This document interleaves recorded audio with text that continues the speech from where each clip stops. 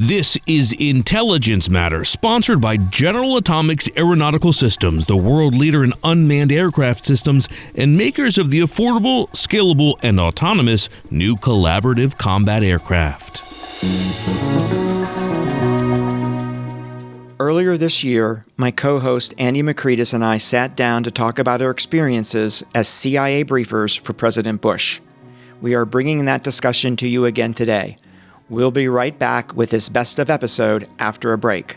I'm Michael Morrell, and this is Intelligence Matters.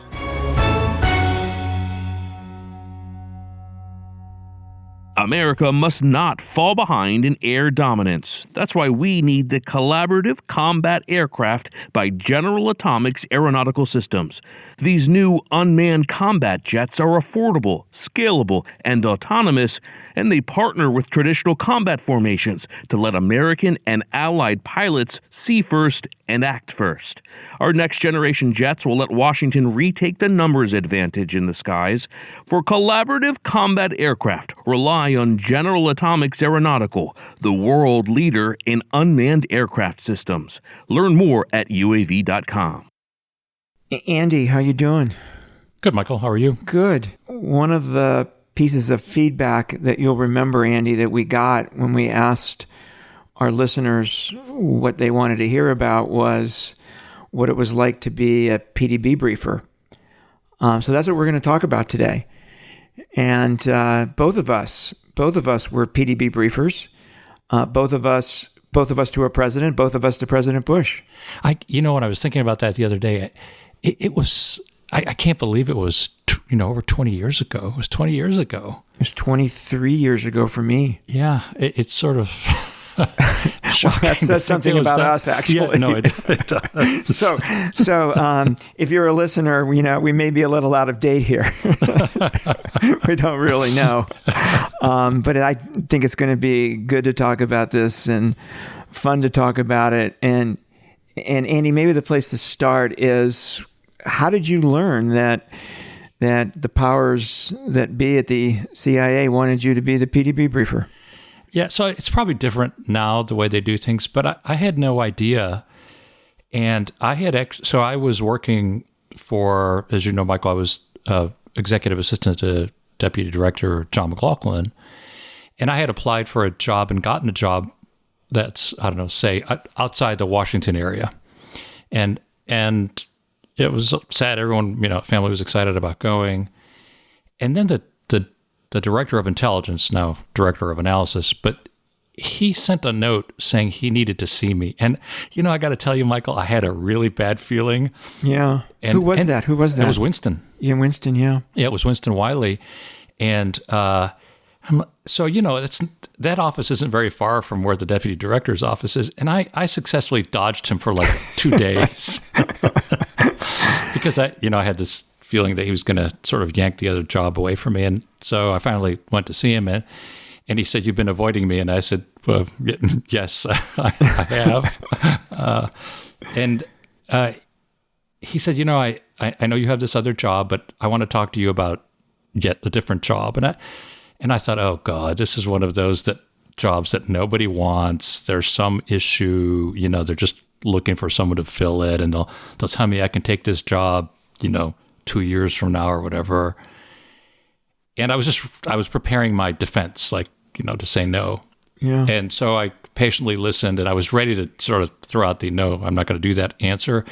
And then he said, would you consider replacing Michael as President Bush's briefer? And it was like, what did he just say? You're sort of dead in your tracks for a moment. Yeah. And, needless to say, I told him I needed to think about it overnight, of course. But I took the job because it was just opportunity that. How do you say no, right? How do you say no to that? And when would it come? Would it come around again? Maybe, maybe not. Yeah. That kind of thing. Yeah, same exact thing with me. I was running the office of East Asian and Latin American analysis, and Winston called me up and said the same thing to me, and even without talking to my wife, which I think was a mistake, I said yes.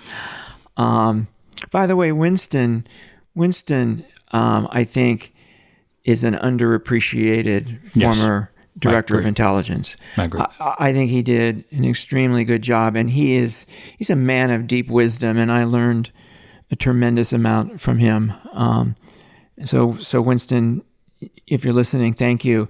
But after I said yes to Winston, I went across the hall and sat down with Jamie Missick, who was then Winston's deputy, and she said, "I just want to tell you what you're getting into," which is he asks a lot of questions, and he fires at them. He fires those questions at you, like a fighter pilot would, and he expects answers. So all of a sudden, I was questioning my yes to Winston. So what was your first day like? And not your day with me. We can talk about that later. But your first day by yourself. So just one thing before the first day. Yeah. And I don't think I'm not sure if it was Winston. It could have been Winston or Jamie. I think it was before you took the job. But I remember one day, I think they were briefing him as president-elect. And I'm one of the two of them came back and said that the president-elect said he couldn't wait to get the good stuff. Yeah, no, he said that when I was in the room with Winston. Winston was briefing. Winston was turning over the briefing to me, and we were talking about what the president expected of the PDB. And as part of that, he said, and I expect when I become president, I'll start seeing the good stuff. And we immediately went back to the FBI office in Austin where we were prepping. And we called George Tenet and said, we just had a no shit moment. So your first day, what was that like? So, when you're doing it on, by yourself for the first time, it is so, I don't think I slept the night before, maybe an hour, maybe a couple hours. And, you get in super early as it is, and we talk about that in a minute. But, I spent a solid 8 hours prepping. Yeah. And, even when we got to the session in the Oval, I felt I had butterflies in my stomach. Yeah. And I certainly fumbled around.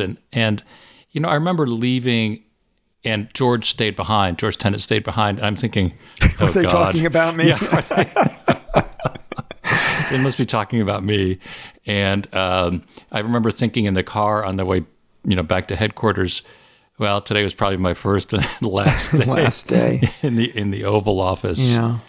Because we were senior officers when we had this job, and I think it's good for people to know that we were nervous, right? No. We were nervous, and that's totally natural, right? And I had the benefit of not being in the Oval. I had the benefit of being at the governor's mansion in Austin when I met him. And I was still nervous. So it's a very, very natural thing.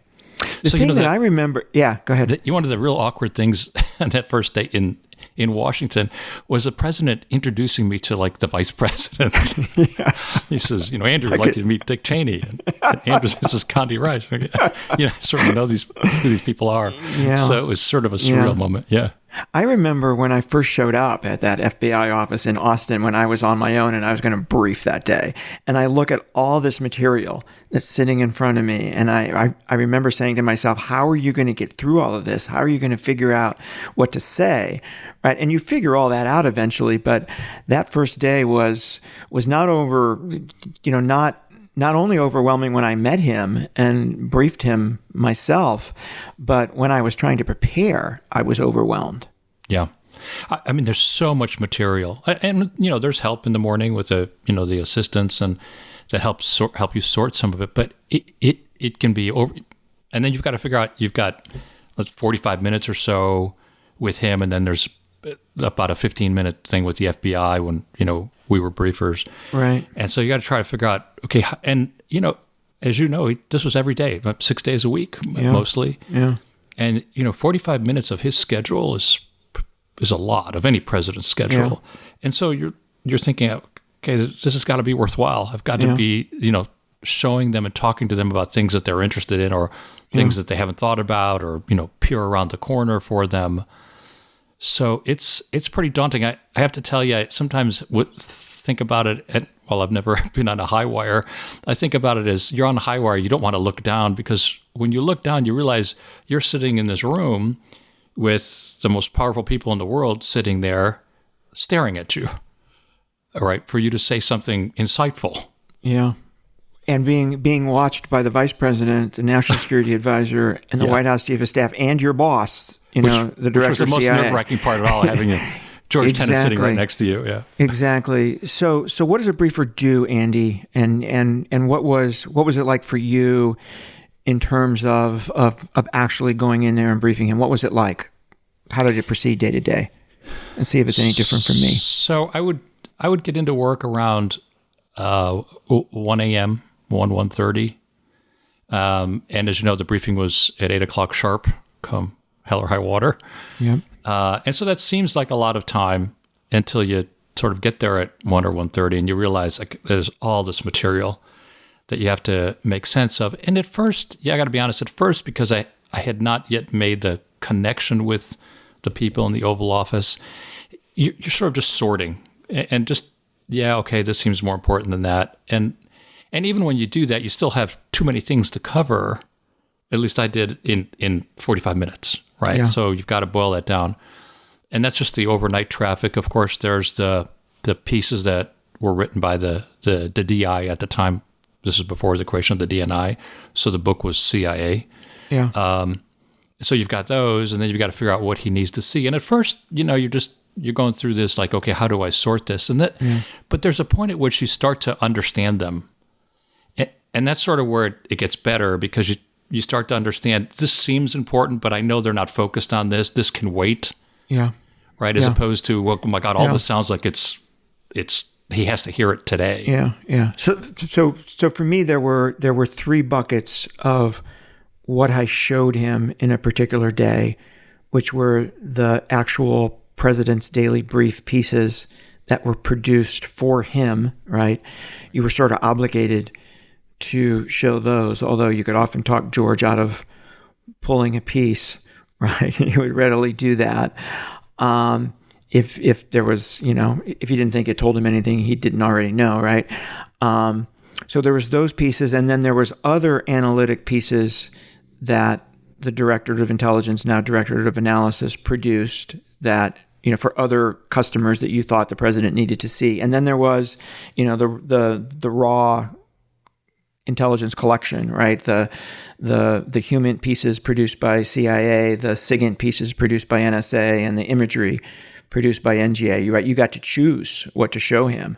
So there was that stack on my desk. Here's what I'm going to show him today. And then there was a stack. Here's what I might show him, in the future. And I kept a separate pile. So that's how I kind of prepared. What was it like when you went in there? Did he primarily read and then ask questions like he did with me, or did you actually brief him? So it was a combination of both. Let me just make one comment about holding pieces that were produced by the director. Don't tell Jamie that. My gosh! We had influence with George. No. So there was a piece one morning that I just couldn't quite get through. I didn't understand it, and I had plenty of material, and so I just held it. And it didn't even get to George. I just held it and just said, "Look, this is not going." And then when I came back, you did that on your own. You did that on your own. I did it on my own. And then when I came back to headquarters, Jamie said, I noticed that whatever the piece wasn't in the book. And I said, yeah, it was a little confused. I just couldn't quite get through it. And she said, I was up till 12:30 working on that piece. Yeah. So, I learned we that had to lesson. be careful with that authority. Get George to pull them next time. Yeah, that's right. Blame somebody else. Yeah. So back in the Oval. Yeah. Back in the Oval, yeah. So he would let me get a few words in at the beginning. And so I would typically write, I don't know how you do this, Michael, but I would write some notes down along the side of the paper on the margin, like, here's a few key things that I have to get across to the group in there. And then I would get those out. And he was pretty good. He would pause for a second. He wouldn't wait too long. And then he would start reading it. Yeah. And then, as you know, as soon as they got, everyone sort of waited for him to finish. And then the questions started. And of course, everyone let him go first, but then it could become sort of rapid fire, as you said at the beginning. Yeah. Two types of questions, right? One one, what I would call intelligence questions back to us, the briefers. Right. And then the other policy questions, right, to the whole group, not to us, right? Right. But to the broader group. Right. So 2 different discussions after you did the briefing. Yeah. He apparently was paying attention to the fact that I had stuff written in the sides of the paper. And he looked at me one day and he goes, "How come I don't get that?" Yeah. Which is like, George is staring at me like, we don't need to give him that. Well, remember, I don't know if I read you into this, but I would actually write notes in his copy because I knew that he would have some basic questions, and I didn't want him to interrupt the flow of his reading by asking me the question. So I wrote things in his margin. So we'd never talked about this, so maybe that's why when he saw it on mine, he said, "Hey, how come I don't get that?" How come I don't get that? Oh, okay. That was It all makes funny. sense 20 years now later. Yeah, how that happened. and because I wrote things in his margin, I also wanted to put it in the margins of the other people in the Oval. So I would have a PSA, a presidential support analyst, right in everybody else's book what Someone I was with writing in good his book. penmanship. Well, I had to give them a test, a penmanship test. So I wasn't very popular with the PSAs either. But just an aside, they were utterly invaluable. Yeah. Right? I don't know how you could have done that just by yourself You without couldn't. having. You couldn't. You just couldn't. Right. They looked stuff up for you. They did whatever you wanted to do. They gave you their perspective. It was invaluable. They And, give you initial some of, triage. Yeah. Yeah. And speaking about how long ago this was, I mean, some of the senior officials now at the agency were presidential support analysts when you and I were briefing. Yes. It's really nice to see. Yes. Yeah. Absolutely. Yeah. So Andy, you do the briefing. You get back in the car with either George Tenet or John McLaughlin at the time. You come back to the agency. What happens then? You have a very short break to get your stuff in order, and then there was the 9 o'clock PDB meeting, and so that's where all the briefers. And just to be clear for everyone, we were the president's briefer, but there was a whole host of briefers briefing, whatever principles the president wanted to get the PDB. So then you'd go to the PDB meeting where everyone would give feedback on how the day went, and what the reactions were to the pieces, where there was interest, where there was disagreement, that kind of thing. I had someone ask me at one point, someone at the agency, how do you know you had a good day? Is it when they liked all the pieces? And I said, well, it's not about liking them. A good day to me, and I don't know, Michael, what you think, was when they had a discussion. Yeah. If he flipped past a piece, then it's like, okay, that didn't work for some reason or another. Right. But even if he's, had a strong reaction to a piece and it was a discussion, I felt like, okay, we did our job. We surfaced an issue, right? Right. How did you deal with messages that the president, I guess we're going back to the Oval again here. How did you deal with messages that the president might not actually want to hear because either you're putting a new problem on the table for him or you're telling him that his policy is not working somewhere, even though you're not saying that? The piece is, that's the implication of the piece. How did you deal with that? So I'd be curious to hear your view on this too, but those, and you sort of knew, before you got there, typically, where the rough spots were going to be. As a matter of fact, and of course, this was a different time. We had pagers, right? There were some cell phones was pagers, and one of the other briefers that would brief Dr. Rice would send me Cyril, would send me an alert, a 911 alert. Oh, okay. That I would then go call him and say, what's up, right? Because she was going to be in the Oval Office. Yeah. But when we had those pieces, that's the ones that I really scrutinized beforehand to look for. Is it well supported? Are the arguments, are the facts there? Where are there gaps? What are the things we don't know? Because it's the force of the argument, not arguing forcefully. I don't mean that, but it's the force of the argument on paper that you have to. I think that you have to stick to. Yeah. Right. And if it's compelling, or if you can get them to see that it was a logical argument and the conclusion follows a set of logic. They may not like it, and there's nothing you can do about that. But at least it's not. If they find holes, at least my experience, anywhere, even a small hole, that there you got the possibility of them sort of saying, "I'm not sure I believe the piece." I don't know how you give them a reason. You give them a reason to question the analysis. Right. Yeah. Right. So I tried to diffuse. So on that first day that I met him, when we had this conversation about his expectations of the PDB, when he said, I guess I'll see the good stuff, I actually told him there's going to be days when I tell you something you don't want to hear. And it's either going to be because I'm putting a new problem on the table or because I'm telling you your policy is not working.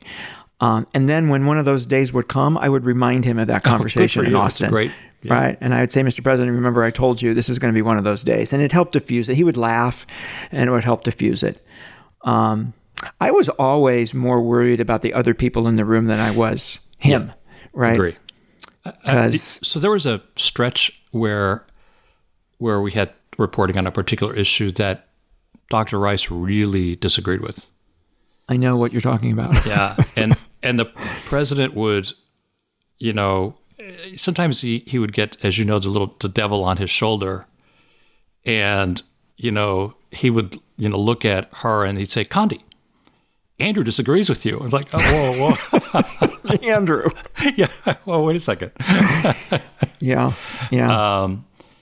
And so that's where the organization stands behind you, right? That this is their work. They vetted it as best that they can. Doesn't mean there can't be mistakes, as we know, but it's not you, right? You're reporting what the organization thinks or believes. There's also this delicate balance between defending the piece, but if somebody points out a deficiency that is actually there, you can't be seen as defending something that is not defensible. Right. So you got to figure out what that balance is, right? You actually come across ultimately more credible if you recognize faults, right, with pieces. So there's this delicate balance. I agree 100%. I think it's, if someone sort of points out something that is a flaw that maybe you hadn't seen or actually exists in the piece, you have to know how to handle that. On the other hand, you can't just, if you get some pressure, you can't just back off. Right. You can't crack. Because then they begin to say, okay, well, this isn't working because you fold very quickly. Yeah. So you're right. It balance is a great way to put it. You have to, where is that point? So also, it's very similar with the questions he asks, right? Because his expectation is that you can answer a good number of them, but he doesn't want you to make stuff up, right? He wants you to say, "I don't know," when you don't know. I'll get you the answer tomorrow, right? So there's also this way you have to handle his questions. You can't go dumb from the beginning, right? His expectation is, what's he doing here if he can't answer questions?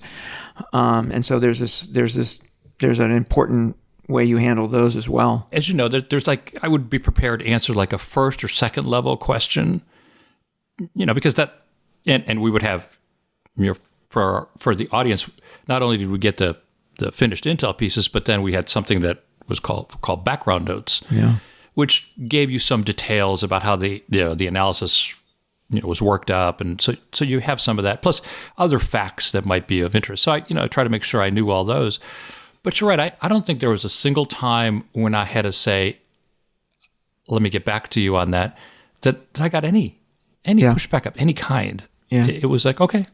Yeah. These background notes we're talking about were really important pieces of paper because they were the analyst saying, "Here's everything else you need to know," as a briefer. Here's everything else you need to know. And they were often very important points in there, right, that you would want to raise. And sometimes I occasionally showed a background, a portion of a background note to the president. Yeah. Yeah.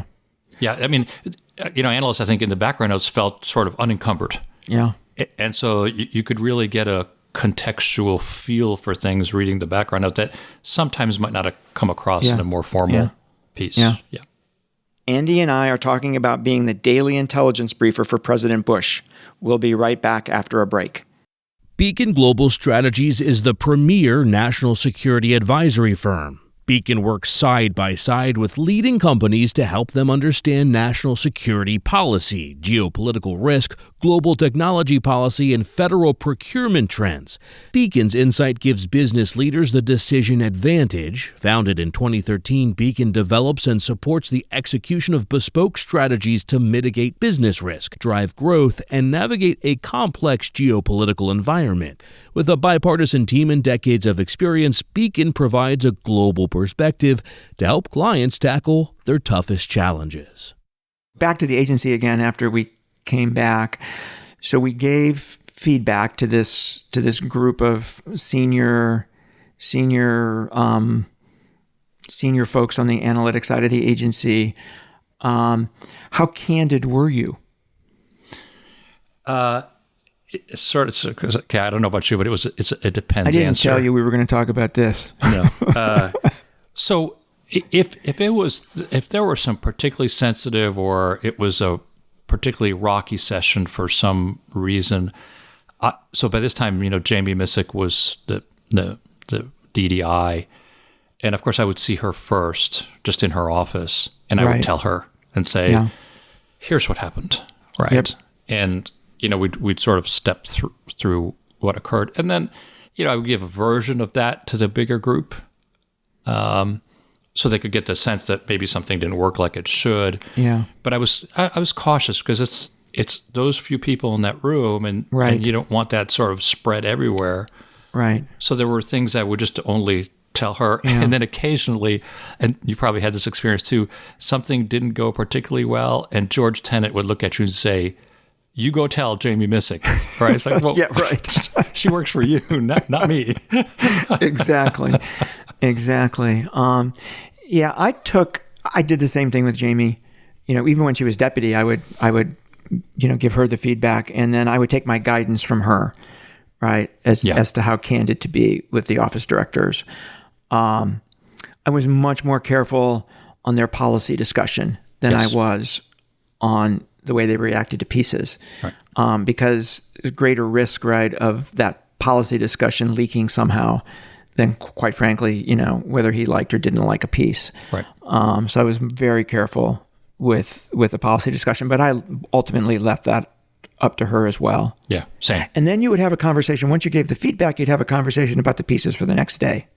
Right. Right.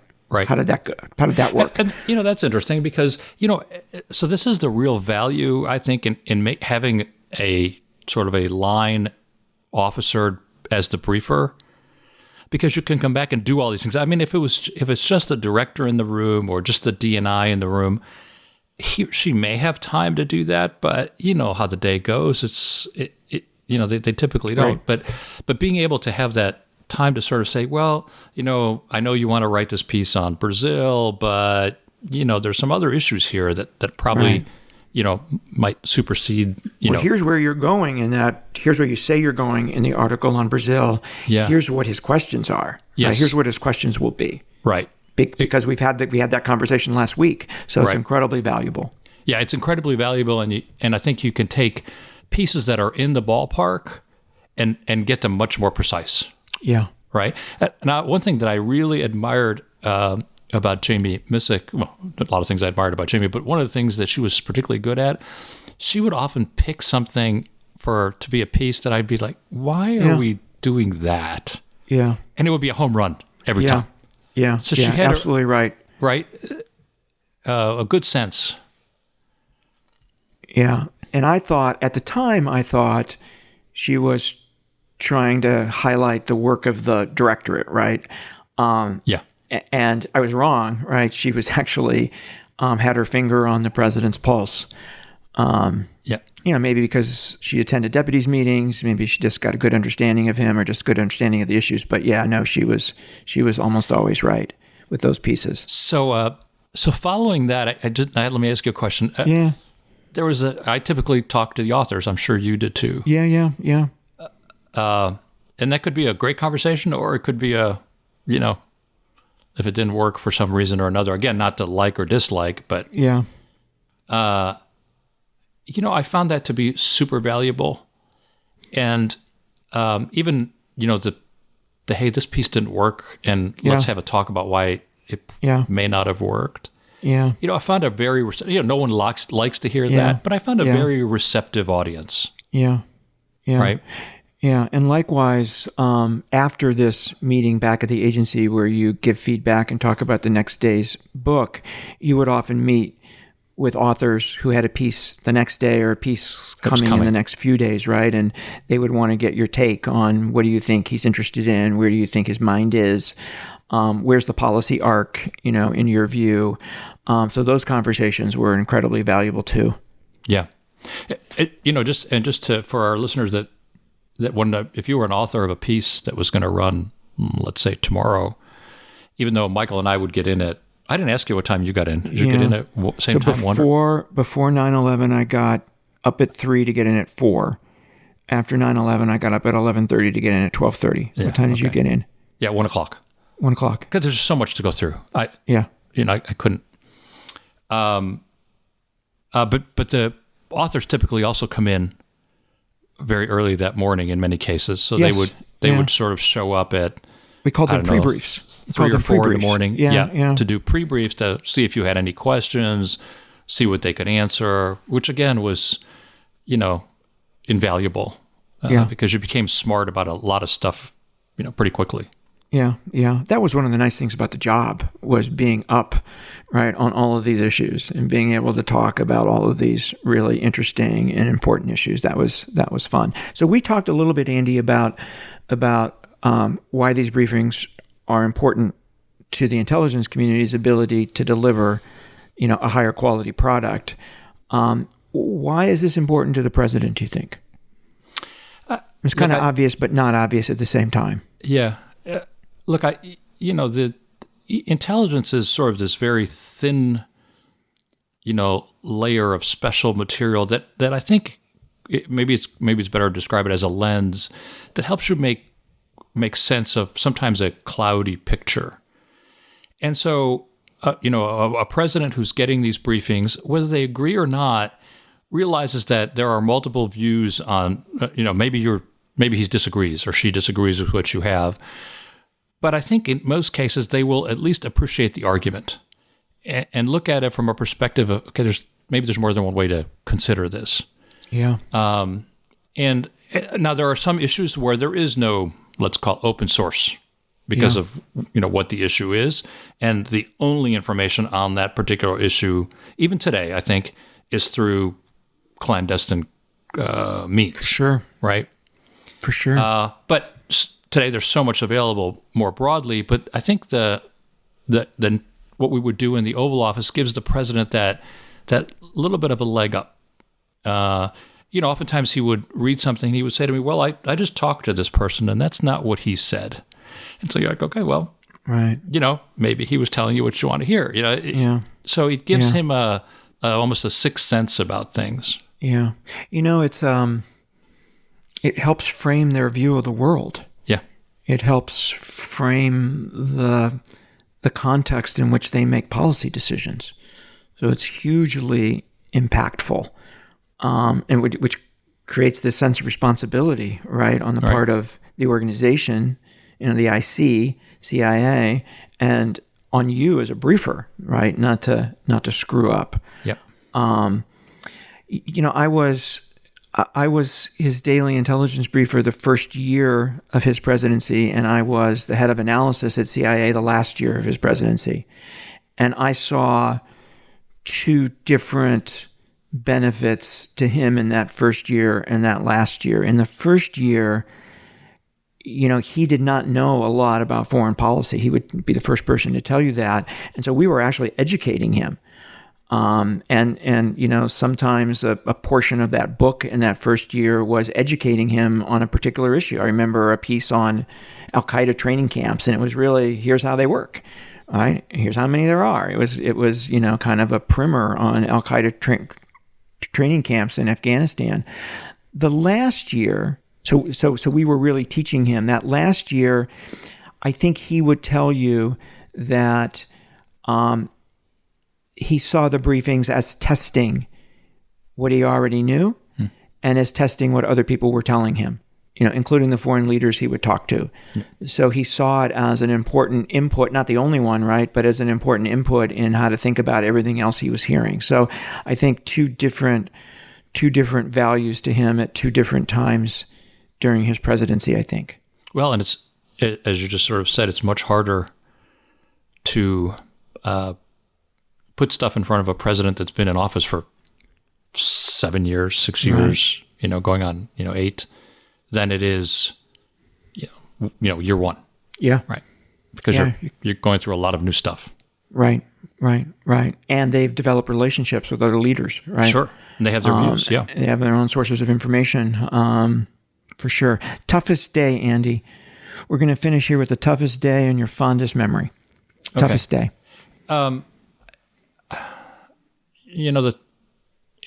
it wasn't a single day, the toughest, maybe it was a few weeks, was the no WMD in Iraq discussion. So this is after we came to the conclusion that there was none. Yeah. Yeah.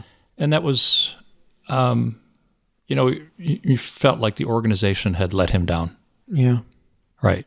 And as the Senate report points out, there's errors that were made and, things that happened that shouldn't have happened for a variety of reasons. But you really felt like, okay, we let him down. One of the consequences of the fact that he listened to us, right, very closely, is that when we make a mistake, it really matters. Right. So that was a difficult period.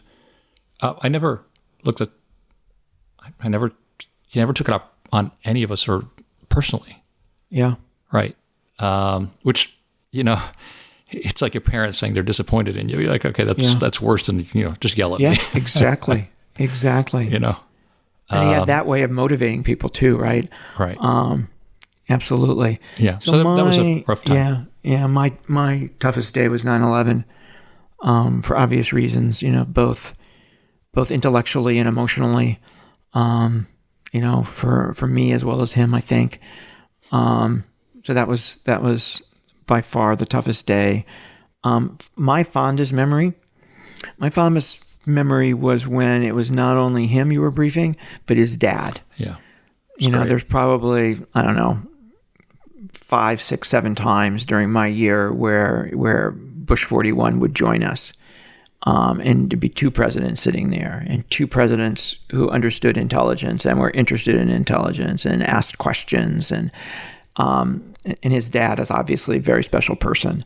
Those are my fondest memories. Yeah. So, I would have said that one too. I think the other one it was the last holiday party that we attended. He got all of us together and we had that picture taken. And he was so nice about, I think he said, this is like taking a graduate class in foreign affairs. Yeah. Or something like that. And he was very complimentary about us and the work that the organization did and put in front of him. So that it was just, it just reinforced how important this was to him. Yeah. Certainly he didn't have to say any of that. Right. Yeah. But he did. I remember the first holiday party I went to, we could not find my oldest son's sport jacket. So he went only in a shirt, no sport jacket, and he was the only child there who wasn't in a jacket. I felt terrible, right? Because the president was, the president would never go into the Oval or didn't want anybody else going into the Oval without a jacket, right? And here's my kid running around the White House without a jacket. So, Michael, at one of the holiday parties, my mom was here, so I brought my mom. Mm-hmm. And, you go up and you shake hands with the president and the first lady, and you have just a very short period of time because then they move you along. Yeah. My mom would not be budged as she talked to the first lady. And, they were trying to pull her away. And she said to the young woman, she said, just give me a minute. And she kept talking to the first lady. And the president said something to me about the next day. He goes, boy, your mom's chatty, isn't she? And I said, yes. Well, he was so gracious with his time, right? He would, when we walked up the first time, he was, Laura, it's Michael, my briefer, and this is his wife, and this is his children, and he's so very gracious, genuine. Yeah. very genuine, Yeah. right? And maybe that's where we should end here. Is it's really hard to overstate how comfortable he made us feel, and how much, while there was great seriousness in the issues we were discussing, there was also a levity that he brought to it, right? That he brought to the briefings and the fun we had. And it actually reminded me of working for George Tenet, right? Yeah. Same seriousness, same levity. This stuff's so serious, we need to joke about it a little bit. And, he made me feel very welcome wherever we were. Yeah. Yeah, exactly right. Whether you're in Washington or down at the ranch, or traveling. Maybe that's why the two Georges, George Tenet and George Bush, got along. Yeah, no, I think so. Both of them have an immense amount of humanity. Yes. Yeah, 100%. Right? For sure. Well, Andy, let's leave it there. Great conversation. I hope our listeners enjoy it. Great reminiscing. Absolutely. Great to wander down memory lane here. Yeah. Thanks. That was Andy and me. We'll have an important announcement next week. Please join us then. I'm Michael Morrell.